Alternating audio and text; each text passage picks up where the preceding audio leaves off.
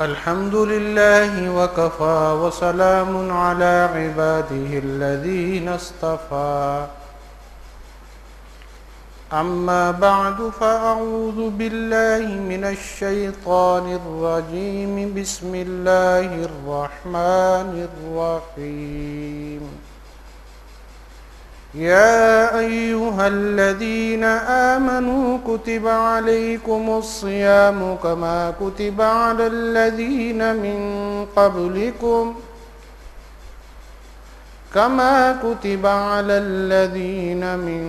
قبلكم لعلكم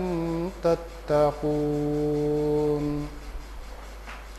صدق الله مولانا العظيم. محترم سامعین اکرام و مشاہدین، السلام علیکم ورحمۃ اللہ وبرکاتہ. آپ کو یاد ہوگا کہ میں اپنے پہلے درس میں یا ایھا الذین آمنوا میں یہ عرض کر رہا تھا کہ اللہ تعالیٰ نے اہل ایمان کو حکم دے کر روزوں کی فرضیت کے بارے میں بتایا کہ تم پر روزے فرض کیے ہیں اور تم سے پہلی امتوں پر بھی روزے فرض تھے. اس سلسلے میں یہ عرض کر رہا تھا کہ ایمان جس شخص کے دل میں ہوگا تو اس پر یہ روزہ بشرطے کہ وہ عاقل بالغ ہو، تندرست ہو، روزہ رکھنے کی طاقت رکھتا ہو، تو اس کو یہ خطاب ہوگا کہ وہ روزے رکھے. اب یہاں یہ بات بھی سورہ بقرہ کی آیت نمبر 183 جو میں نے تلاوت کی ہے، اس میں یہ بات بھی قابل غور ہے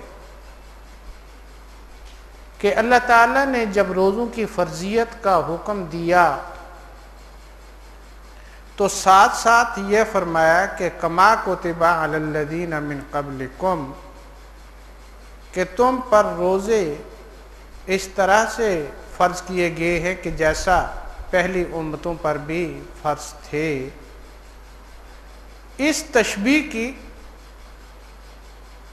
اور اس مثال کی ضرورت کیوں پیش آتی ہے یا اس میں حکمت کیا ہے؟ تو علماء مفسرین نے اس کے بارے میں یہ فرمایا کہ اصل یہاں منشاء خداوندی یہ ہے کہ جب یہ حکم اس امت کو دیا گیا، حضور صلی اللہ علیہ وسلم کی اس امت کو، کہ آپ پر روزے فرض کیے گئے ہیں،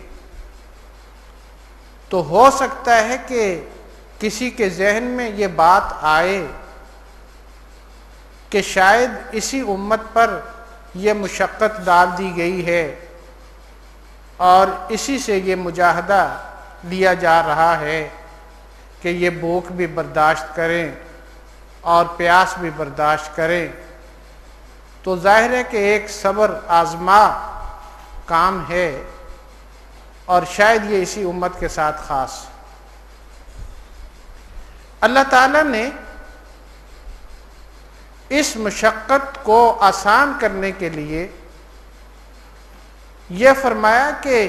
اس کو بگاڑ نہ سمجھنا، اس کو ایک بوجھ نہ تصور کرنا، بلکہ یہ وہ عظیم نعمت ہے کہ جو پہلی امتوں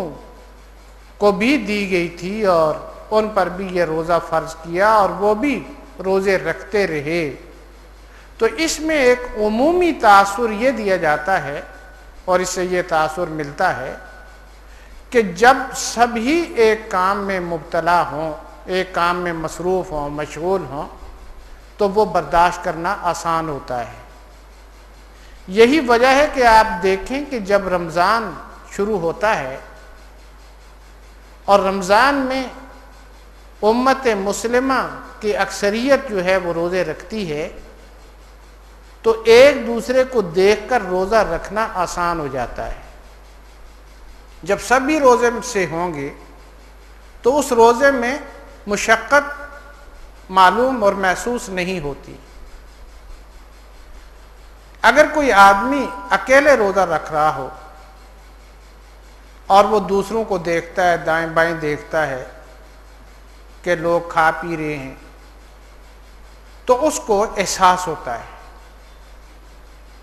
اور یہ دوسرے کو دیکھ کر احساس کا ہو جانا یہ انسان کی ایک فطرت اور جبلت میں ہے کہ دوسرے کو دیکھ کر احساس ہوتا ہے۔ چنانچہ ایک حکایت بھی بیان کی جاتی ہے کہ ایک بادشاہ تھا اور اس نے شہزادے کا روزہ رکھوایا، اور جب عصر کا وقت قریب آیا تو وہ شہزادہ پیاس کی وجہ سے اور بھوک کی وجہ سے نڈھال ہو گیا۔ اب شہزادہ تھا، اس نے پہلا روزہ رکھا، شاہی محل کے اندر ایک بڑی خوشی تھی کہ آج شہزادے نے روزہ رکھا ہے، اور شہزادہ کے افطاری کے وقت ایک بڑا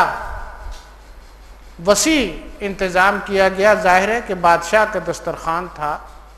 اور شہزادے نے روزہ رکھا، اور بادشاہ اور اس کی ملکہ اور گھر کے جتنے بھی ان کے افراد تھے، تو ان کی خوشی کا اندازہ وہی شخص کر سکتا ہے کہ جس کا ایک چھوٹا بچہ جو ہے وہ روزہ رکھے، اور افطاری کا جب وقت ہوتا ہے تو ماں باپ کتنے خوش ہوتے ہیں۔ وہ تو بادشاہ تھا، اس کی خوشی تو اور بھی زیادہ ہوئی ہوگی۔ لیکن عصر کے وقت جب بچے کی یہ حالت ہو گئی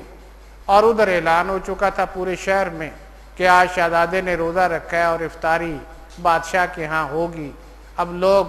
افطاری کے لیے تیار، اور ادھر شہزادے کی حالت نازک ہو گئی،